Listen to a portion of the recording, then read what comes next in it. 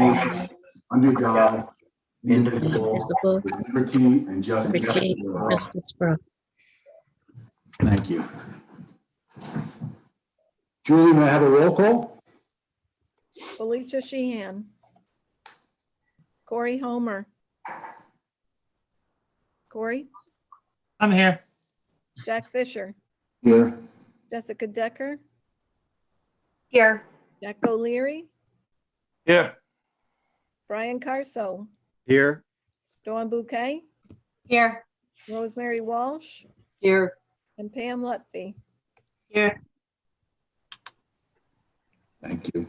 Brian, would you like to read the mission statement for us? I would be happy to, Jack. The Delaware Valley School District, in partnership with our community, stands committed to maximizing student potential, fostering lifelong learning, and promoting responsible citizenship. Thank you. And for the viewing public watching on YouTube tonight, this meeting, if you have any questions, please direct them to schoolboard@dvsd.org. And Jessica, I believe you will be looking for those questions as they come in. Is that correct? Yep, I will. Thank you. Yes. At this time, I'd like to read a statement into the minutes for this month. To our DV family and our friends and our entire DV community, as president of the Delaware Valley School Board, I want to humbly apologize for the incident of inappropriate laughter at our last meeting. As president, it is my responsibility to lead the meeting and maintain decorum during our discussions. I can only fault myself for my lack of astuteness in not hearing the offensiveness. Thus, the responsibility is mine for not addressing the issue at the moment it occurred. The Delaware Valley School Board is comprised of 9 honorable and hardworking folks. We all take public education very seriously, and we do our level best for the students in our charge. I am not one to make excuses, so all I can do at this point is ask for forgiveness and promise to do a better job leading as we go forward. The entire board remains united in our commitment to all of our students in our great community. So again, my sincere apologies for what happened last week. And with that, do I have a motion to adopt the agenda?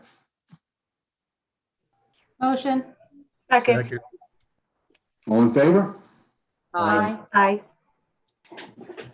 There are no reports tonight.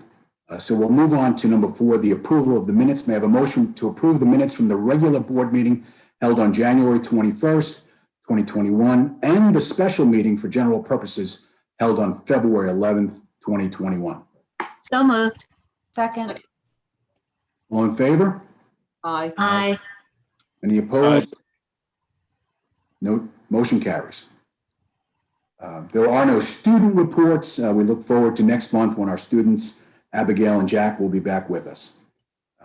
Administrative reports and attendance reports. Any comments on those from any of the board members? Jack, I'd like to make one comment if I could. Sure, go ahead. Dr. Blum's report, at the top of his report, mentions the Institutional Research Board, the IRB, that took place for advanced students in advanced placement classes who are doing research projects. And the IRB is something we have at universities, and Corey is familiar with this. I know he helped get this set up at the high school, but I got to participate in it in the last couple of weeks, where a number of people from our community, as well as DV alums who even live on the West Coast now, came together by Zoom and reviewed these advanced placement research projects that students are doing. And my understanding is it's a fairly new advanced placement program that extends over 2 semesters. There's advanced placement seminar and advanced placement research. The first, the students develop, study how to do a big project like this. And then the second part, they undertake the research project. And I just want to let everyone know what an extraordinary, the projects were incredible. They were college level projects. The students were amazing. And it's just another example of, I think, DV leading the way with academics and opportunities for our students. Any student who participates in this will be several steps ahead of their colleagues in college because they've already gone through this experience.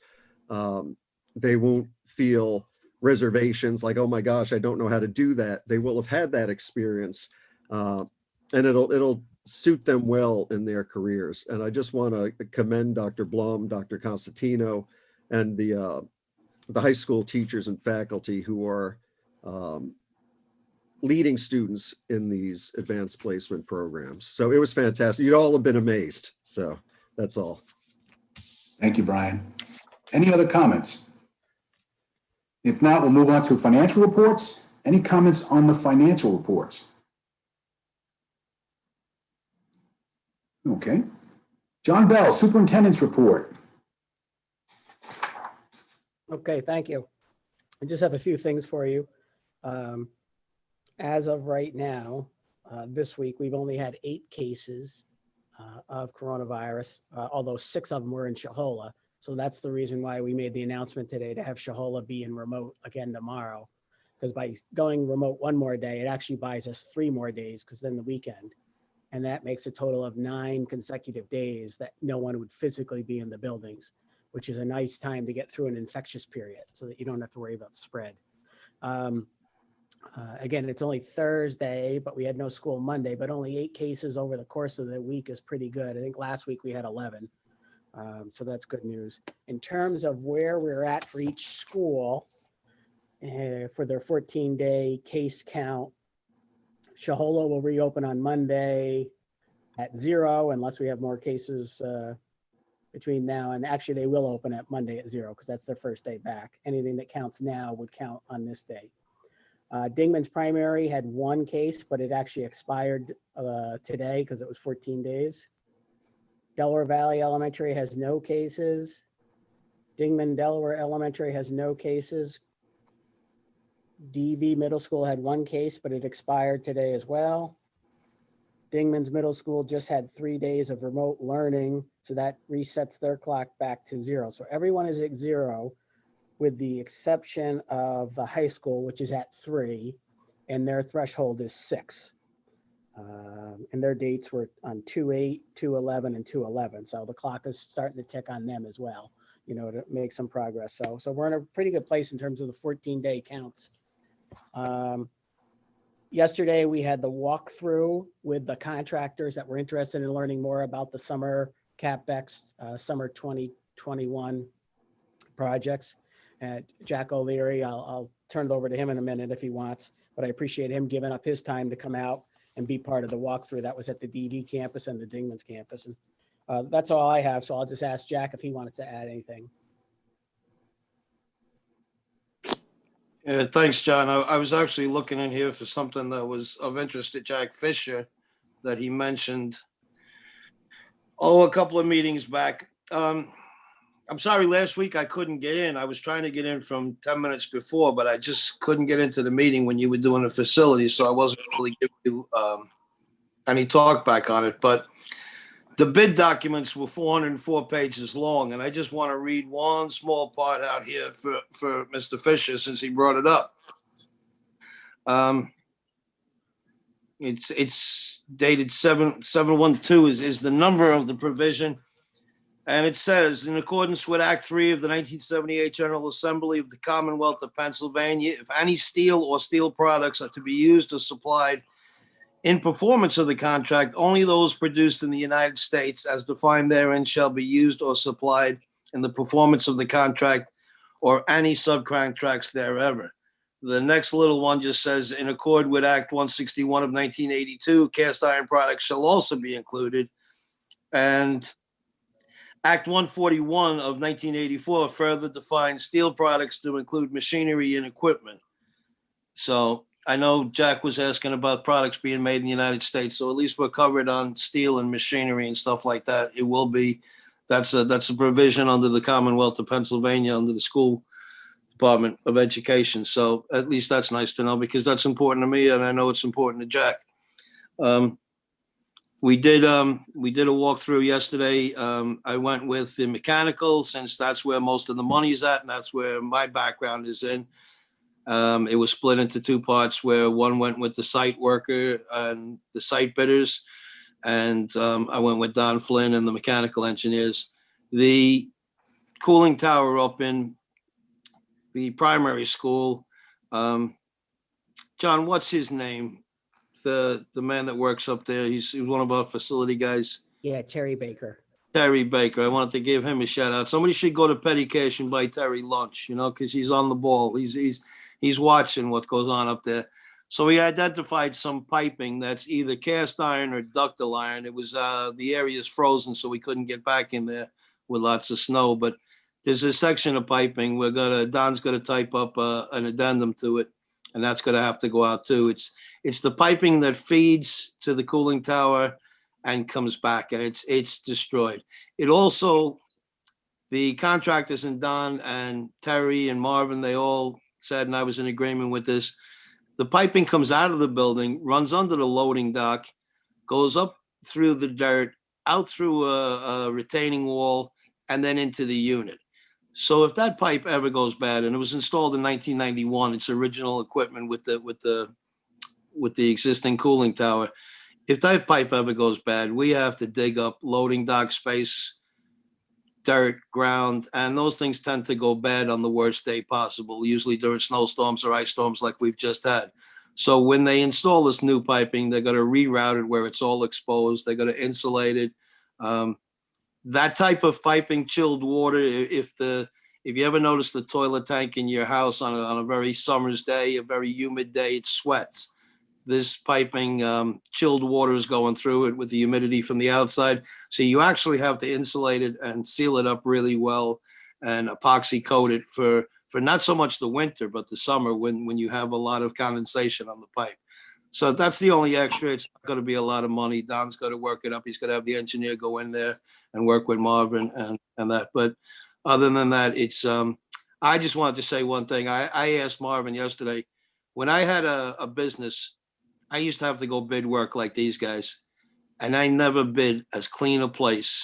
Every place we go into, it's great credit to our maintenance staff. These are places we don't normally go back into: boiler rooms, equipment rooms, mechanical rooms.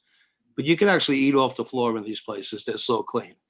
And that is really people that are looking after our investment in our equipment and take pride in their work. So, from Marvin on down to his staff, I'd just like to congratulate them, because it's immaculate. And as a tradesman, I love to see that. So that's the only thing we're going to have extra, and Don will work it up and give us a price, and we'll send it out to bid or make an addendum to the bid. But it has to be done. So thanks, John. Thank you, Jack. We really appreciate your expertise in this matter. It's really good to have you on board for that. I think the rest of us are looking to your guidance. So thank you. Motion to accept the treasurer's report. Motion. Second? Second. All in favor? Aye. Aye. Any opposed? Motion carries. Bills for payment. May I have a motion to accept the bills for payment, which include the general fund, the cafeteria fund, and the capital reserve fund? Motion, please. So moved. Second. Any questions on the bills for payment? I had one question for Mr. Hessling. I know he's been sitting there quietly. Bill, check number 135195 was made out to Whitmire Auto for $28,989.75. Could you tell us what that was for from the comfort of your home? Yes, I can. That would have been a vehicle that Marvin ordered with 1920 money that would have been payable to last year. And that's why, as you know, this year, all capital purchases are going through the capital fund. Okay. Yeah, that explains it. Thank you very much. Yep. All in favor of paying the bills? Say aye. Aye. Motion carries. May I have a motion to approve the personnel items, including resignations, appointments, requests for child rearing leaves, change of status, change of salary, uncompensated leaves, and change of effective dates. A motion, please. Motion. Second. Any discussion on those items? All in favor? Aye. Aye. Aye. Motion carries. Items for approval. May I have a motion to readmit student 2020-2021-100137770 effective February the 10th, 2021. Motion, please. So moved. Second. There will be no discussion on this item as it's related to a student. All in favor? Aye. Any opposed? Motion carries. May I have a motion for the approval of Board Policy 213, Technology Device Insurance? Motion, please. Motion. Second. Discussion? Yeah, can I just ask a question? There's, it says the board shall provide parent guardians the opportunity to purchase the optional insurance coverage at no cost to the board. Would that be more accurate to say at no cost to the district? I might be splitting hairs. I just, Whatever seemed the odd. pleasure is of the board. Sometimes those terms are used interchangeably. Interchangeably? For some reason, but certainly we could just change that word if everybody would, for continuity purposes. Well, you don't have to change it just for me. It sounded weird, you know, because it's really the district that is not paying. Yeah, let's make the change, John. Okay. Thank you. All in favor? Aye. Aye. Motion carries. Opposed. Sorry, you gotta say opposed. Sorry, Jack. Yeah, I didn't say it. Opposed. Got that, Julie? Okay. I'm asking for the acknowledgement of the completion of the induction process for Michaela Smith. Motion, please. So moved. Second. Any discussion? Congratulations to Michaela. Motion carries. Other business items, anything from the board? Oh, I have a question. Do we know anything about what's going on with PSSAs for the spring?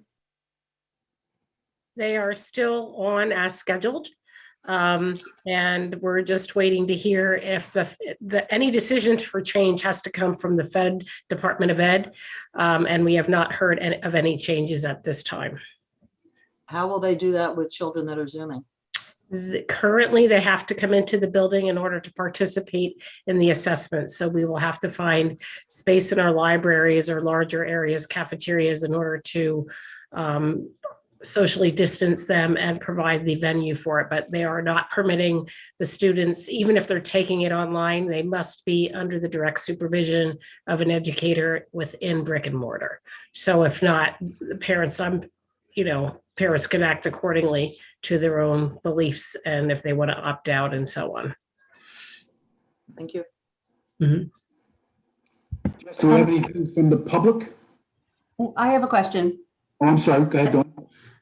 John, can you just clarify for the reset day, when we hit the certain, the amount of days or the amount of cases that we need the 3 days off, does the reset start on the first day or the third day? So if additional cases come in while school is remote for those 3 days, when does that reset actually happen? Or is it kind of vague? Cases that happen while they're in remote apply to the current 14 days period that we took. And then when we reopen, whatever morning is we reopen, we start back at 0. So anything that happens while they're in remote counts for the same time period that we're in remote. And then you start fresh the first day back of in-person. And I do have one more thing, John, or Jack. ahead. I would just like to make a point of order, something I think that we should do going forward. If we're not in person in a meeting and we're on Zoom, I think it's incumbent on us to be on Zoom so that we're showing as in person in the meeting, unless something happens that we are traveling and we're just calling in, that's an understanding, but we should know that in advance. And I just think that anybody who is supposed to be at the board meeting should be on Zoom on the board meeting, not with their screen off. Just point of order. Okay, we can discuss that at the next meeting. We'll bring it up. John, if you can put it on the agenda. I'm not sure we can change the policy that quickly, or maybe the policy already goes in that direction, but maybe we can firm it up a little bit as we go down the road. Jack, go ahead, you're up. Yeah, John, when you were saying earlier, I was traveling and I missed your message, the call that went out. I know Delaware Valley called today, but my voicemail is probably full, so it didn't go to voicemail. Because usually I don't answer them if I'm in the truck, but you were saying earlier there was transmission. So do we have transmission within the district now or in the school, or what with Shahola, what's going on with the 9 cases? Because I suppose that's what the 9 days, I suppose that's what the call was about, but I missed it. Yeah, we've had 8 cases this week, but 6 were from Shahola, a combination of staff and students and from multiple rooms. It wasn't all in one room or anything like that. But in light that we had that many cases within 6 days, we thought it was prudent to just take the extra day as a way to prevent anything from maybe spiraling any farther, because when you have that many 8 cases in 6 days, that's a lot. We haven't seen anything like that all school year. So with just a Friday coming, we thought, why take the chance? Let's just do, heck, it may snow tonight and we'll all be on remote tomorrow to be a moot point. But we said, why take the chance? Let's have Shahola just go remote one more day, have the staff teach from home. We can do extra cleaning and disinfecting, and then we start back fresh on Monday. More Well, as a measure. You know, it's always nice on a Friday because, again, you don't gain 1 day, you gain 3. Yeah, I got that when you said earlier that we were going to take the Friday, and I just like that because if we've never had transmission within the schools, so if we have it, I really like the idea of taking Friday and go in there and put everybody we have on it and scrub it down, because that's something we've been able to avoid, and we don't want to get into that. You know, the numbers are going down, things are looking great. We don't want wrenches thrown into the mix, so I'm really happy. Thanks for clarifying that. Sure. Okay. Hello, Felicia. Welcome. Jess, anybody on your end? There were no emails to the school board at dvsd.org. Okay, thank you. We'll move on to announcements. For the meeting schedule, March 11th, 2021, there'll be a work session at 6 p.m. Delaware Valley High School Auditorium.